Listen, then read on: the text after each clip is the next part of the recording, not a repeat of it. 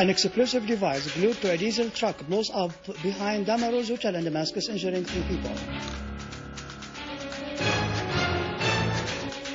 Moscow says withdrawing UN observers from Syria will further complicate the situation in the country.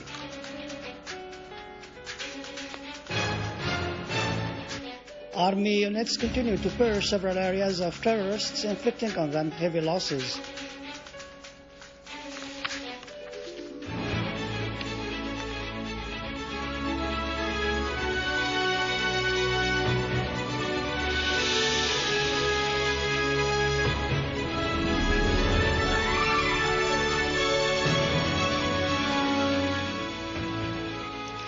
Good afternoon, ladies and gentlemen. Welcome to our news for today. An explosive device glued to a diesel truck by an armed terrorist group blew up this morning behind Damascus Hotel in Damascus. The explosion set the truck on fire, injuring 3 people and causing slight material damages to the surrounding area.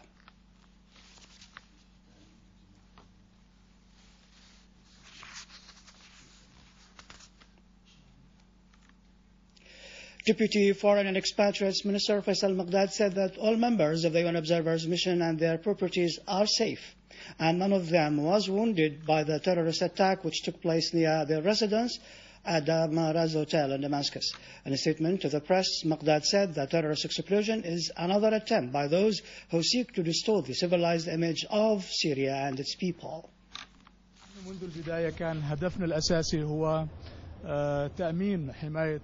Since the beginning of the observers' mission in Syria, our main goal has been to ensure their protection. And we thank God that none of the members of the mission has been hurt since the presence in Syria.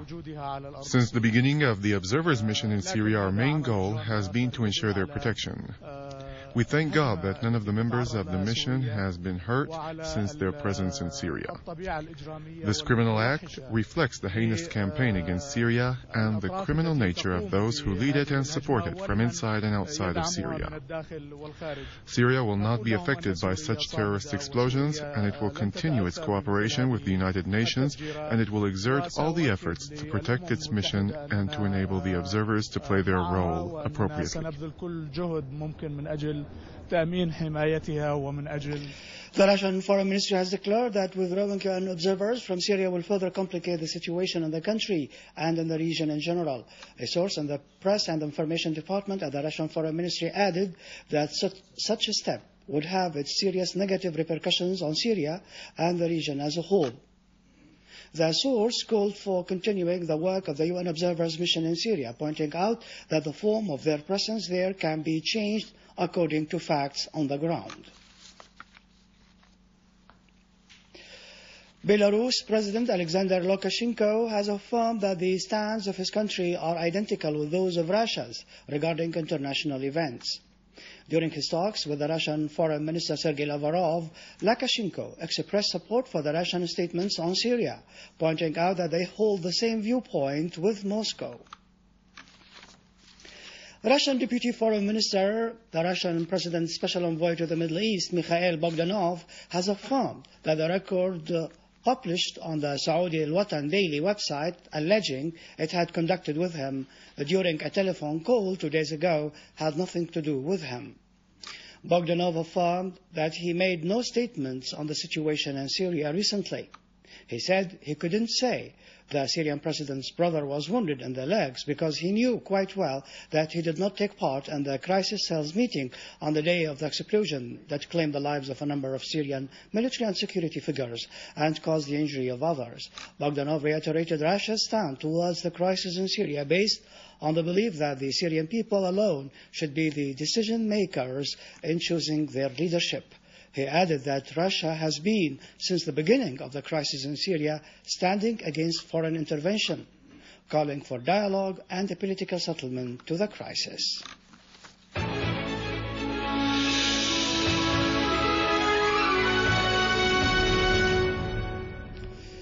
Competent authorities, in cooperation with local residents, broke into a terrorist hideout used by an armed group behind Al-Razi fields in Damascus. Army units clashed with the terrorists, killing and wounding a number of them. Authorities also confiscated weapons and ammunition inside the terrorist hideout.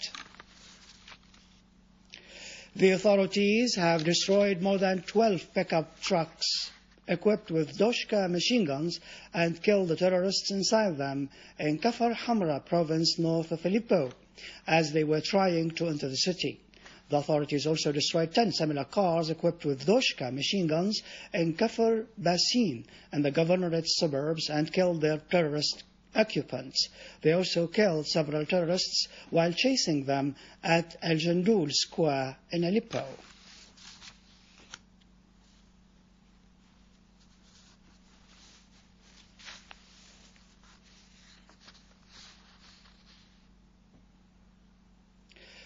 Army units continue to chase terrorist gunmen in Damascus countryside as competent authorities destroyed a command center of the armed terrorist groups in a Tel area and killed a number of their leaders and wounded others. An official source said that among the terrorists killed were Maher Ismail Al-Tahan, Abu Ahmad, Abu Malik, Yasser Sharif Al-Ahmar, and Muwaffaq Ismail Al-Talab.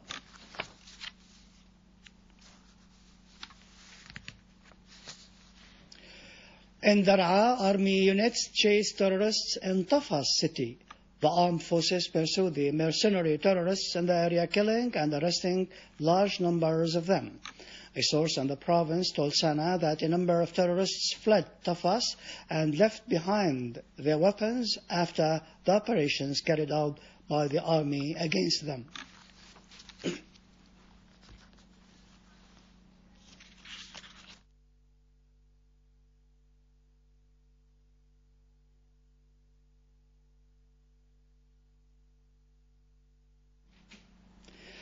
In Homs, competent authorities foiled an infiltration attempt by terrorist groups in several areas in Tel Kalakh in Homs countryside. Sana reporter quoted a source in the province as saying that the authorities inflicted heavy losses upon the terrorists in Halat site, adding that the remnants of terrorists fled back into the Lebanese territories.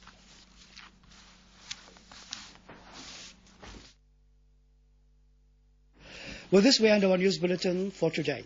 For more information about Syria and the region, you can visit our website in English, syriaonline.sy.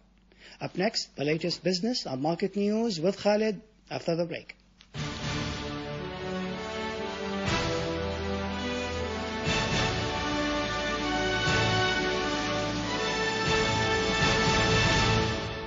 Ladies and gentlemen, good afternoon.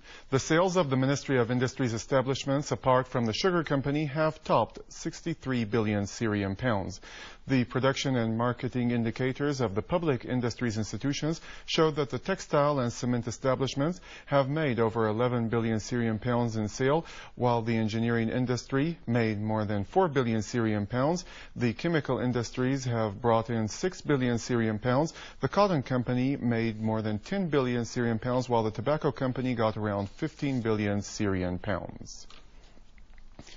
The Directorate of the Urban Planning at the Ministry of Local Administration has finished the certification and expansion of 189 urban planning charts covering over 22,500 hectares. The Directorate of Urban Planning said that a part of this year's plan, the Ministry has completed 40 new charts and the expansion of other ones to keep up with the population growth in the big cities and to include the irregular residential areas. The Farmers Union estimates that Syria's citrus production this season would reach more than 1 million tons of good quality fruits. The data indicates that the citrus is registering increasing production each year or each season as it maintains good quality levels. Members of the Farmers Union in Latakia asserted that the citrus crops is among the strategic products in the country and that need more packing, storaging and sealing centers, as well as exerting efforts in activating the marketing and promotion programs which would reflect positively on the revenues, making the citrus products a real source of income to over 80,000 families. Crude oil in New York slipped from the highest closing level in a week amid signs that the supplies are increasing in the U.S., the world's largest oil consumer.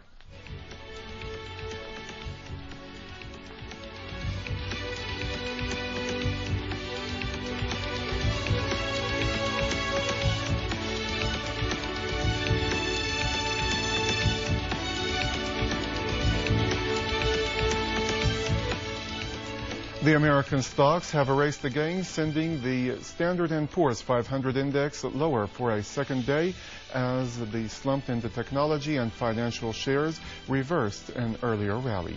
The European stocks declined, falling from a 4-month high as the investors awaited the U.S. industrial production report. The Japanese stocks slid for a first time in 3 days after the euro area economy contracted during the second quarter.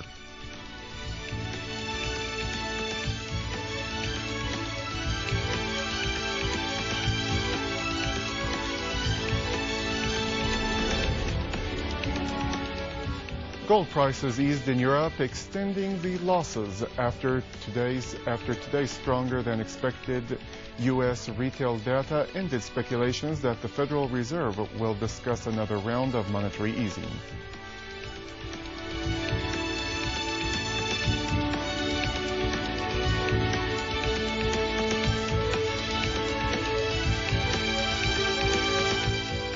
The euro advanced against the yen for a third day as the European Economic and Monetary Affairs Commissioner indicated that Spain is considering asking for an international bailout to curb the debts. The yen fell against all of its 16 major peers before a report, economists said, that will show that the U.S. industrial production was up last month.